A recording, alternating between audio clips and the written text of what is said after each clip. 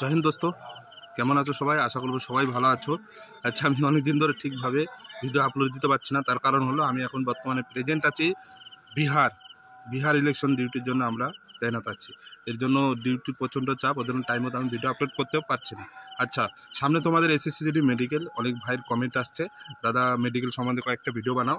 তো কিছু ভাইয়ের কমেন্ট ছিল যে ভেরিকোস ভেনুস প্রবলেম আছে, দাদা কীভাবে এটা সলিউশনটা একটু বলো। দেখো, ভেরিকোস ভেনুস প্রবলেম কি সেটা তোমাদের আগে জানতো। ভেরিকোস ভেনুস প্রবলেম হচ্ছে গুচ্ছা টাইপের, তোমার যে হাঁটুর পিছনে ব্যাক সাইডে শিরা, অনেকগুলো শিরা যদি গুচ্ছা টাইপের হয়, সাপের মতো এরকম পেঁচানো। এই যে দেখতে পাচ্ছ আমার হাতে এরকম নর্মাল সিঙ্গেল শিরা দেখতে পাচ্ছ। এই নর্মাল যদি সিঙ্গেল শিরা থাকে তাহলে কোনো প্রবলেম হবে না।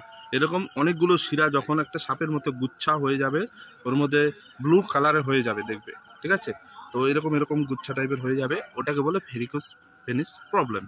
তো এই প্রবলেমটা যদি থাকে তাহলে কিন্তু তোমার মেডিকেলে আনফিটই করে দেবে, ঠিক আছে? কিংবা রিমেডিকেলও দিতে পারে। খুব কম ক্যান্ডিডেটকে কিন্তু রিমেডিকেলটা দেয়, বেশিরভাগ ক্যান্ডিডেটকে কিন্তু আনফিট করে দেয়। কারণ এটা অনেক টাইম লাগে এটা ঠিক করতে, অনেকে সার্জারি করেও ঠিক করে। সেটা সম্পূর্ণ ডাক্তারের উপর। তুমি ডাক্তারের কাছ থেকে অ্যাডভাইস নিতে পারো যে কীভাবে এটা ঠিক করা যায়, ঠিক আছে? নিজের থেকে কিছু করতে যেও না, ভালো একটা স্পেশালিস্ট ডক্টরকে দেখে তারপরে তুমি এটা সলিউশন খোঁজার চেষ্টা করো, ঠিক আছে? আর অনেক এক্সারসাইজ আছে, এক্সারসাইজের মাধ্যমেও ঠিক হয়, সেটা তোমাদের পরের ভিডিওতে আমি জানিয়ে দেবো, ঠিক আছে? এটা হচ্ছে ভেরিকোস ভেনিস প্রবলেম। তোমরা যখন মেডিকেল করতে যাবে কিভাবে চেক হয় সেটা তোমাদেরকে জানিয়ে দিচ্ছি।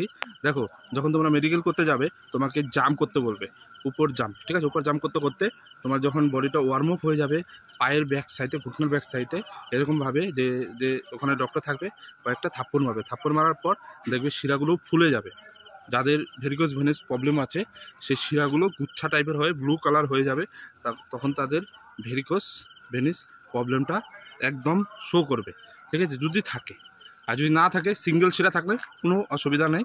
অনেক ক্যান্ডিডেট ভয় পাচ্ছে যে সিঙ্গেল শিরা ফুলে যাচ্ছে।